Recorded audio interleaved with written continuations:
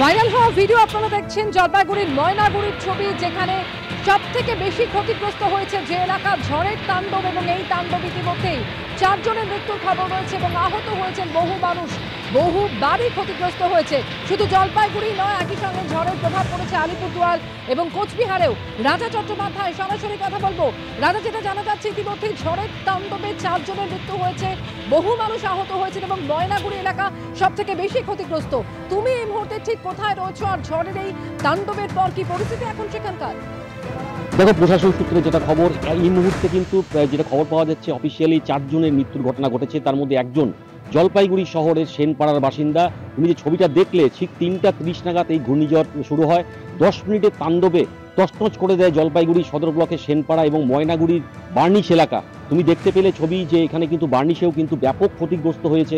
প্রচুর বাড়িঘর ভেঙে গিয়েছে, ইলেকট্রিক পোল পড়ে গিয়েছে, বিদ্যুৎ বিচ্ছিন্ন হয়ে রয়েছে এলাকা। এবং জলপাইগুড়ির সেনপাড়া এলাকায় যখন ঝড়টি শুরু হয়, তখন এক ব্যক্তি গাছের নিচে শেল্টার নিয়েছিল, কিন্তু তখনই ওপর থেকে গাছ ভেঙে পড়ে কিন্তু ঘটনাস্থলে তার মৃত্যু হয়েছে এবং ব্যাপক ক্ষতি হয়েছে কিন্তু জলপাইগুড়ি সেনপাড়া, ময়নাগুড়ি, বার্নিশ এলাকা, পাশাপাশি আলিপুরদুয়ারের ফালাকাটার যে বার্নিশ এলাকা রয়েছে, সেখানে কিন্তু জটেশ্বর এলাকা রয়েছে, সেখানেও কিন্তু ব্যাপক ক্ষতিগ্রস্ত হয়েছে। একইভাবে কিন্তু ঝড় কিন্তু ওই এলাকাও তাণ্ডব চালিয়েছে। প্রচুর বাড়ি ভাঙচুর হয়েছে, ইলেকট্রিক পোল এখনো পড়ে রয়েছে, বিদ্যুৎহীন পড়ে রয়েছে এলাকা এবং প্রশাসনের লোকজন কিন্তু রাতের অন্ধকারে না যেতে পারে। বিস্তীর্ণ এলাকায় শুধু নয়, একই সঙ্গে কোচবিহার এবং আলিপুরদুয়ারেও চলেছে ঝড়ের তাণ্ডব। ইতিমধ্যেই 4 জনের মৃত্যুর খবর রয়েছে।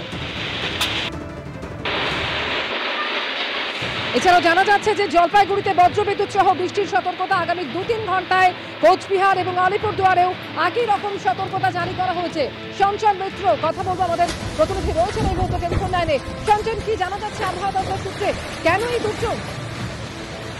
দেখো, আগামী কয়েক ঘন্টা, অন্তত 2 থেকে 3 ঘন্টা উত্তরবঙ্গের 3টে জেলার জন্য কমলা সতর্কতা জারি করা হয়েছে। তার মধ্যে আলিপুরদুয়ার, কোচবিহার এবং জলপাইগুড়ি জেলা রয়েছে।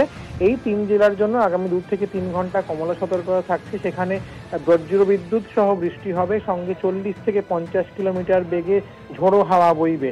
এছাড়াও দার্জিলিং, কালিম্পং এই জেলাগুলোতেও বৃষ্টি চলবে আগামী কয়েক ঘন্টা। ফলত উত্তরবঙ্গের ওপরের যে 5 জেলা, সর্বত্রই আগামী কয়েক ঘন্টা বজ্রবিদ্যুৎ সহ বৃষ্টি চলবে, সঙ্গে দমকা ঝোড়ো হাওয়া বইবে এবং ঝড়ের গতিবেগ বিশেষ করে এই জেলাগুলো কোচবিহার, জলপাইগুড়ি, আলিপুরদুয়ারে 40 থেকে 50 কিলোমিটার পর্যন্ত হতে পারে। ধন্যবাদ সঞ্চার। জলপাইগুড়িতে ঝড়ের তাণ্ডব, দুর্যোগে 4 জনের মৃত্যু হয়েছে এবং তা নিয়ে শোক প্রকাশ করেছেন মুখ্যমন্ত্রী মমতা বন্দ্যোপাধ্যায় এবং এক্স হ্যান্ডেলে তিনি পোস্ট করেছেন, উদ্ধার কাজ চালাচ্ছে পুলিশ, বিপর্যয় মোকাবিলা দল, দুর্গত মানুষজনকে নিরাপদ জায়গায় সরিয়ে নিয়ে যাওয়া হচ্ছে। আমি দুর্গতদের পাশে আছি।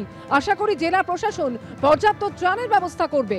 জেলা প্রশাসন নিয়ম মেনে আহত এবং মৃতের পরিবারের জন্য সাহায্যের ব্যবস্থা করবে। এক্স হ্যান্ডেলে পোস্ট মুখ্যমন্ত্রী মমতা বন্দ্যোপাধ্যায়।